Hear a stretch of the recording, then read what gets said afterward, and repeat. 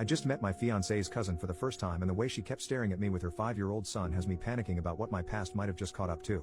My fiancée Sarah, 27F, and I, 30M, have been together for 3 years. She's actually my first serious girlfriend since middle school.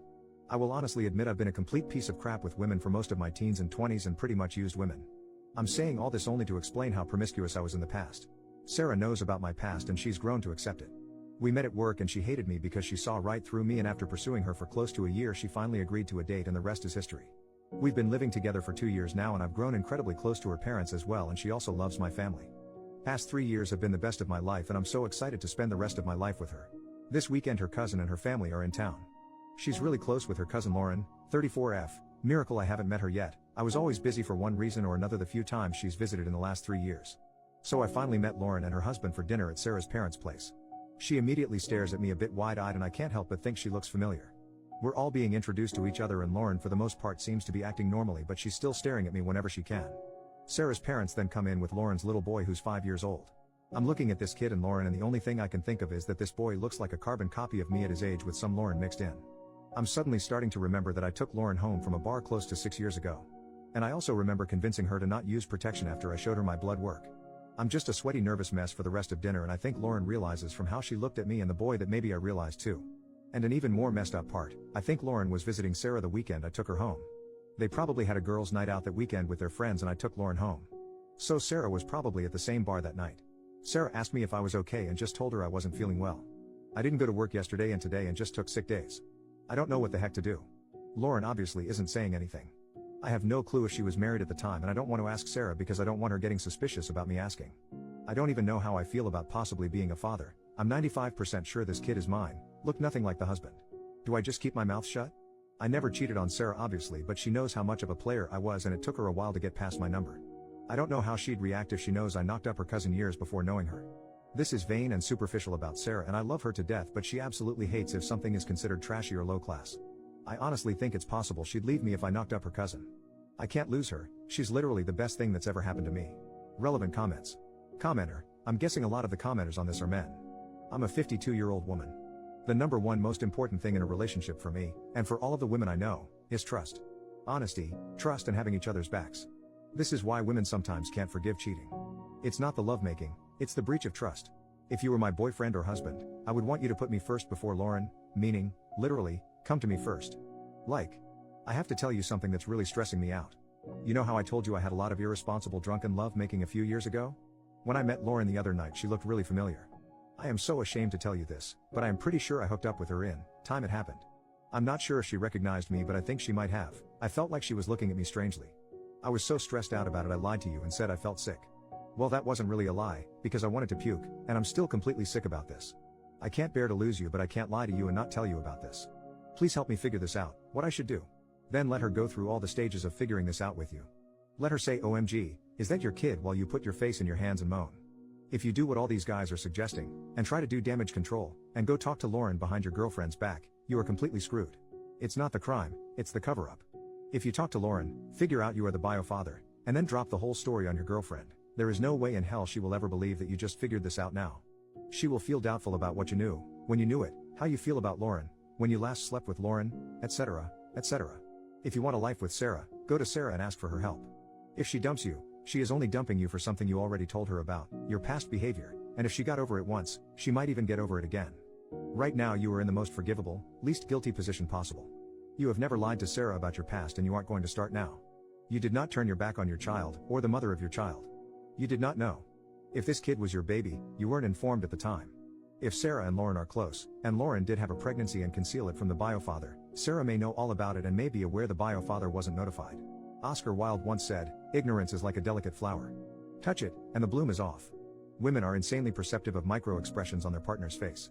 If you find out anything, and hide it from her for 24 hours while you think about it, she will already feel in her bones you are lying and don't trust her. She is probably still wondering what the heck was going on with you at the party. If you do anything else besides go to Sarah first, you are most likely done for. Trust that your partner can love you enough to get through this with you.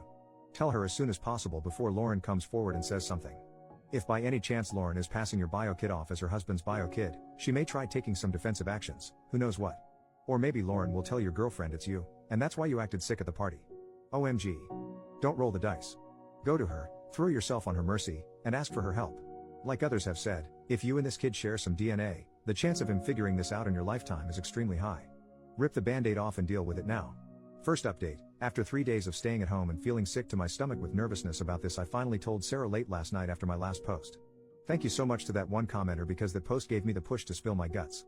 As embarrassing as it is, I cried from beginning to end telling Sarah and pretty much told her I don't want to live without her. She held my hands in bed and patiently listened about how I recognized Lauren, remembered our night, and how seeing that kid mentally broke me because I saw my future with Sarah jeopardized as soon as I saw him. She told me she's upset I didn't tell her as soon as we left her parents' place and to never keep something like this from her again, but she understood I was scared. She said she's not leaving me because I never betrayed her in the last 3 years we've been together and we'll figure this out too. And she said she'll reach out to Lauren herself and figure out what's going on because she's been with her husband for 10 years now, and if she's my one-night stand from years ago, she definitely cheated. We then had an even more uncomfortable conversation about the type of things I've done in my past and wanted to know if there's any more surprises she needs to be ready for. Said she knows I was promiscuous and a bit of a reckless idiot, but we kind of swept everything under the rug when we got together because we both agreed we wanted a fresh start. And after this fiasco that might have been a bad idea, so she wants to know everything in detail now, but we can have that talk another time. I don't feel great about this, but I'll deal with this hurdle when it comes up. Sarah has been home with me trying to get in touch with Lauren since morning and has been getting completely stonewalled. Finally, Lauren texted her to please just let it go. Sarah asked her again if they could just have a quick chat or even if text is okay, but Lauren insisted to just let it go please. I'm guessing Lauren realized I told Sarah everything. We don't know how to proceed from here on out. We're deciding to just respect her wishes and not pursue this further. Lauren also just changed her response to our wedding invite to a no-show. Sarah is kind of upset by this, but honestly I'm fine with this outcome. We always plan to leave the US in a few years anyway.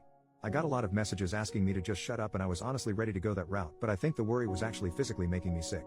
Anyway, thanks everyone for the advice, much appreciated. Final update, 1 month later, I've had literally dozens of people messaging me asking for an update. Sarah and Lauren have been texting since my last update. Mostly Lauren apologizing because she won't be coming to our wedding.